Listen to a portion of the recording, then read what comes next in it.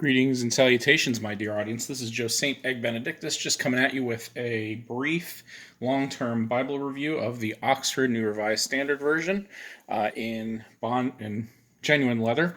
It is a personal-sized version, but before we get into this, several days ago, or whenever you're watching, several weeks ago, I did a review and unboxing of this brand new Cambridge New Revised Standard Version that was going to replace this Bible. So what I'm going to do is just talk briefly about the Cambridge because I used it for the first time today for church. I used it to preach, and I want to just review it just briefly, let you know how it went, and then do a long-term review of this and tell you the reasons why I replaced it with this. But before we do, just want to give a shout out to my pal Mike and to all the visionaries and mystics out there. I'm so glad you're joining me today and hope all is well.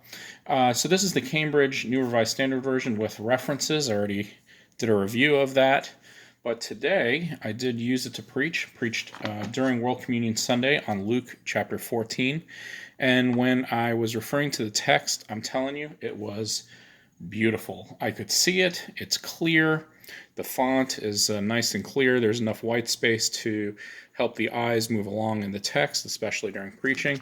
It was comfortable, and though when I first reviewed this Bible, I thought it was a bit heavy and cumbersome, it turned out to be pretty nice, I'm telling you. There is a difference when you buy a premium Bible such as this.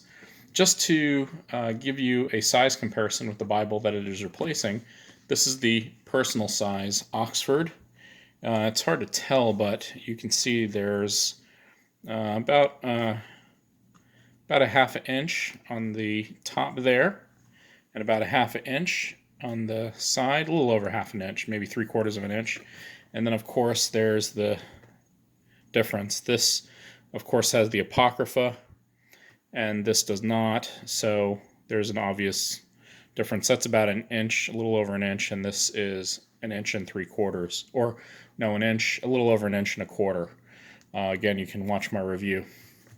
So when I did use this in church today, it was marvelous, marvelous, darling.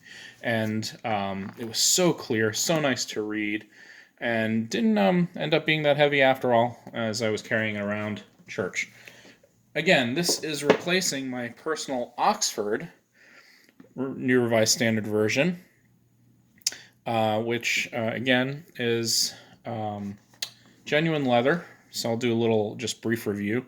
I did use this over the years for funerals, so I have a little funeral script there of prayer. All right, and it does have this nice paste down liner with the gilded edge here. Not much of a yap, but it is, again, genuine leather. You can see that the letters here are fading a little bit from use. The Oxford is nearly illegible. You can barely see it in the camera because it does fade after a while. There's the product number, 9814. So first things first, the gilded edge did hold up quite well, as you can see, and I do use this 2 to 3 times a week for Bible studies and for preaching on Sunday mornings. The ribbon held up quite well, but I did burn the edges.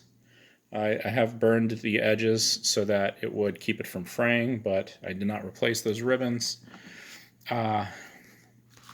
The text is a lot smaller, as you can see, than the newer Cambridge, but again, it's a personal size Bible. It doesn't have references or anything fancy. It has the text and the chapter and verse, the last verse on the page on the top in the center. But as you can see, I used it quite extensively. Let's see here. So, well, you can't really see it here, but there you go. There's some highlighting there. And let's see, I think I preached in Philippians recently, so yeah, there's some markings there, as you can see.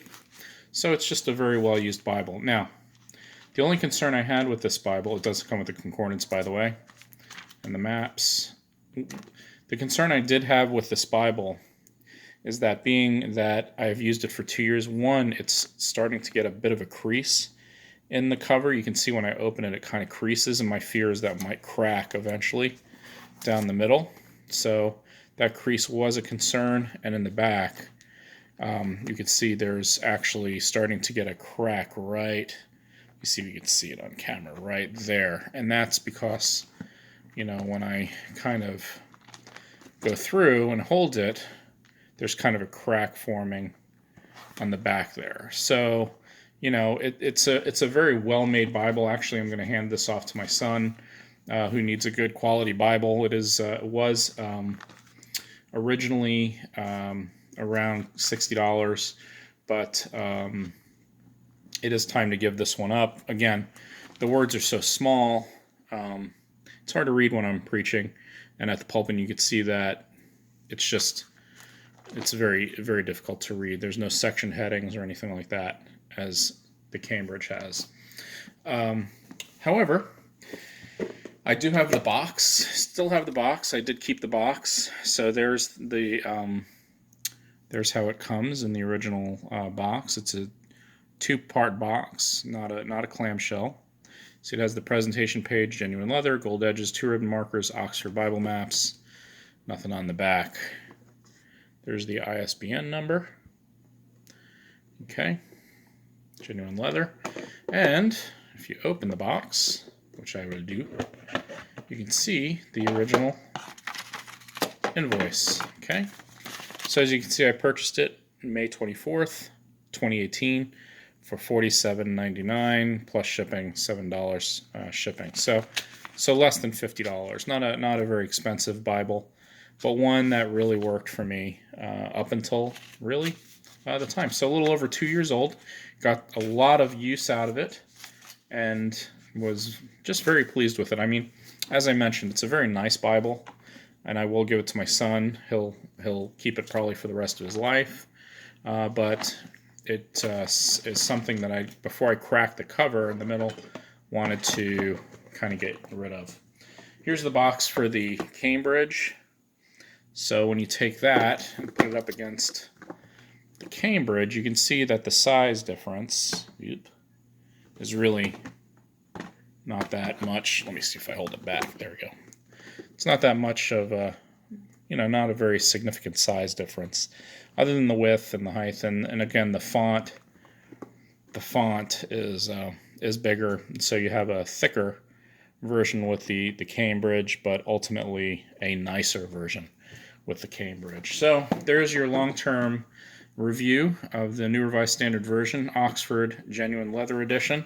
Again, got a lot of use. Wonderful Bible. I really do love it, and I'm glad that my son will inherit it and will hopefully use it when he's older. Right now he has a kind of a tweeny or a tween kind of study Bible. That's a really nice study Bible that he uses in the New International Reader's Version, if I'm not mistaken, or something like that.